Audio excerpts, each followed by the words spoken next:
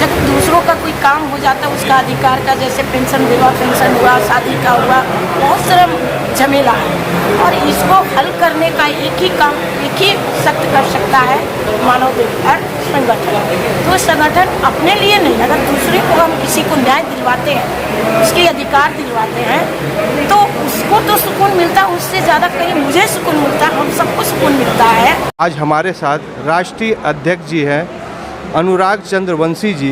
इनसे इस विषय में विशेष चर्चा करते हैं कि भारत देश में जहां लोकतंत्र भी है और ह्यूमन राइट का कानून भी है, अब इसमें कैसे करके आप लोग काम कर रहे हैं। सबसे पहले आपको धन्यवाद। आज देश में मानवाधिकार कानून भी है और अंतर्राष्ट्रीय स्तर पर जो व्यवस्था दी गई, राज्यों स्तर पर आयोगों का गठन किया जाना, आयोगों के बाद उसके न्यायपालिकाओं के माध्यम से कोर्टों का गठन किया जाना, वो अभी तक पूरा सुनिश्चित नहीं हो पाया।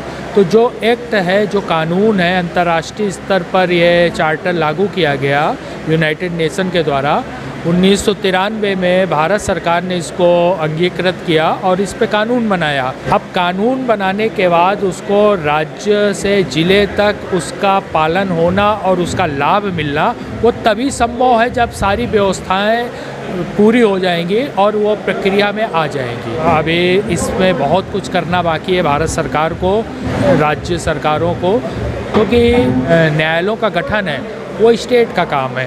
तो भारत सरकार ने एक प्रोविज़न दे दिया राज्यों को। अब ये राज्य तय करें कि उनको अपने जनपद में विशेष न्यायालय किसको देनी है, किसको बनानी है।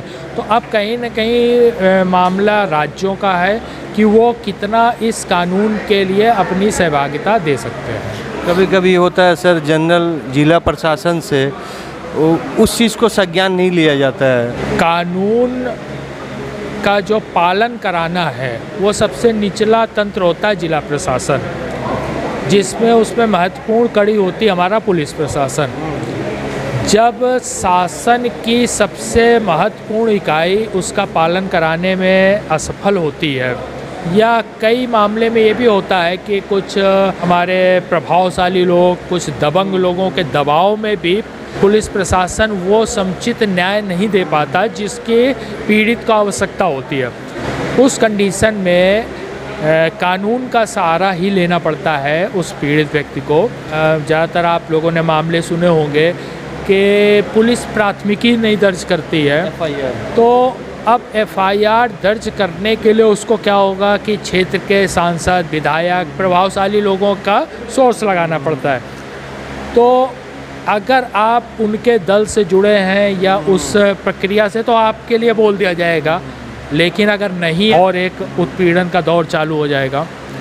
तो लेकिन कानून में व्यवस्था दी है, इस भारत सरकार के, इस भारत के संविधान ने व्यवस्था दी है। पुलिस कोई सर्वोच्च व्यवस्था नहीं है, उसके ऊपर न्याय व्यवस्था है, न्यायपालिका है। अगर कानून के तहत किसी पीड़ित की एफआईआर दर्ज नहीं हो रही है तो न्यायालय में जाकर 156(3) के तहत वाद दाखिल करे, जिसके तहत मजिस्ट्रेट संबंधित पुलिस प्रशासन को आदेश जारी कर देगा एफआईआर या प्राथमिकी दर्ज करने के लिए।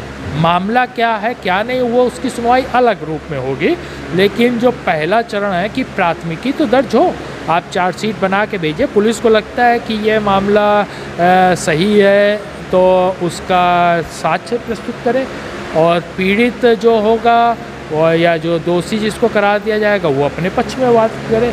उन दोनों पक्षों को न्यायालय देखता है, जिसका समुचित कागज पक्के होंगे उसको पक्ष में न्याय जाएगा। सर, एक न्यायालय के माध्यम से जा सकता है और एक तो सर आपकी संगठन, आपके जो मेंबर, उनके माध्यम से कुछ हो सकता है। हमारा संगठन में एक एफआईआर के विकल्प के रूप में एक टीआईआर है, टॉर्चर इन्फॉर्मेशन, और ये संविधान के 2D(1) के तहत ये भारतीय मानवाधिकार एसोसिएशन को प्राप्त है। अगर किसी पीड़ित का पुलिस प्रशासन शासन नहीं सुन रहा है तो हमारे संगठन के पास आता है, हमारा संगठन उससे एक एफिडेविट लेके हम सीधे न्यायालय को भेजते हैं। मानवाधिकार संरक्षण अधिनियम के तहत 2 व्यवस्थाएं दी गई हैं। एक सेक्शन 30 के अंतर्गत स्पेशल कोर्ट, जिसके तहत ह्यूमन राइट वायलेशन से रिलेटेड जो भी मामले होंगे वो उस न्यायालय में पेश किए जाएंगे। तो हमारा संगठन सीधे उस न्यायालय में अपना वाद दाखिल करता है और पीड़ित की तरफ से जो भी प्रक्रिया उसको करता है। रही बात उसके बाद पीड़ित के पक्ष के या उसके समर्थन के क्या है, वो एविडेंस उस पीड़ित को इकट्ठे करके न्यायालय में पेश करना होता है। अगर वो व्यक्ति के साथ अन्याय हुआ है तो माननीय न्यायाधीश महोदय उसके पक्ष में न्याय करेंगे। सर ये ऑनलाइन प्रक्रिया में भी है, ये तो ऑफलाइन हुआ। नहीं, अभी ऑनलाइन का प्रक्रिया इसलिए नहीं हो पा रही है चूँकि ये जो प्रक्रिया है जिला न्यायालय पे है उपलब्ध। इस व्यक्ति वही है जिसको समाज के बाहुबलियों के द्वारा, शासन प्रशासन के द्वारा जाएगा तो उसके पास कोई नहीं सुनने वाला। अगर उसको हमारे संगठन के कार्यकर्ताओं तक उसके पहुंच हो गई तो जिला न्यायालय में ही उसका वाद दाखिल करने का प्रोविज़न है, उसमें हम लोग कराएंगे। सर एक तो बहुत अहम मुद्दा और अंतिम सवाल कि जेल में सर सबसे अधिक मानव अधिकार का उल्लंघन होता है। जेल एक ऐसा प्रक्रिया है, हम लोगों को पुलिस प्रशासन शासन का जो सड़कों पे उत्पीड़न है वो तो दिखता है। जेल के अंदर उत्पीड़न जो है वो शायद दिखता नहीं है, लेकिन काफ़ी हद में अब सुधार हो चुके हैं जेलों में भी, क्योंकि जेल प्रशासन राज्यपाल महोदय की गाइडलाइन पे रिपोर्टिंग करते हैं।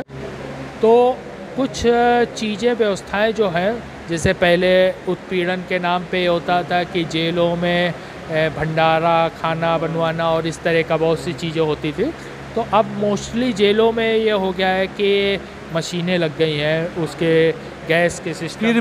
फिर भी अगर कुछ हो रहा तो उसके लिए कैसे कर कंप्लेन करेगा? नहीं, देखिए कंप्लेन का तरीका तो जेल के अंदर का जुरिडिक्शन अगर किसी कैदी के द्वारा आता है संज्ञान में बाहर, तो उस कंडीशन में हम लोग चूँकि सीधे जेल विजिट तो कर नहीं सकते हैं। अगर या तो कैदी के परिवारजनों के द्वारा या किसी के माध्यम से ऐसी शिकायत आती है तो हम लोग संबंधित न्यायाधीश से उसकी अनुमति लेकर और जेल को विजिट करते हैं और उस कैदी से मिलके और उसके अगर इस तरह का कोई कृत्य हुआ है तो उसमें करके और सीधे फिर हम लोग उसी न्यायिक प्रक्रिया में आ जाते हैं। तो इस तरह की प्रक्रिया हम लोग अपनाते हैं। ह्यूमन राइट जो संगठन है सिर्फ अंतर्राष्ट्रीय है और यह सरकार को भी आईना दिखाने का काम करता है। बस आपको जानकारी का कमी है, जागरूकता का कमी है, आप इसका संगठन का हेल्प ले सकते हैं और अपने ऊपर लगे जितने भी आरोप है, जो दबंग व्यक्ति है, ताकतवर व्यक्ति, उनको भी आप सज़ा दिलाने का काम कर सकते हैं। यही काम यह संगठन कर रहा है, पूरे देश भर में हर राज्य, हर जिला, हर प्रखंड में कर रहे हैं और आज हमारे साथ राष्ट्रीय अध्यक्ष जी ने इसको विस्तार से बताया। आप इस संगठन का भरपूर उपयोग कीजिए। मैं Dinesh Srivastava, AD live video को लाइक कीजिए, चैनल को सब्सक्राइब कीजिए, अपने सलाह हमें ज़रूर दें। एडी लाइव की टीम की ओर से सभी को धन्यवाद।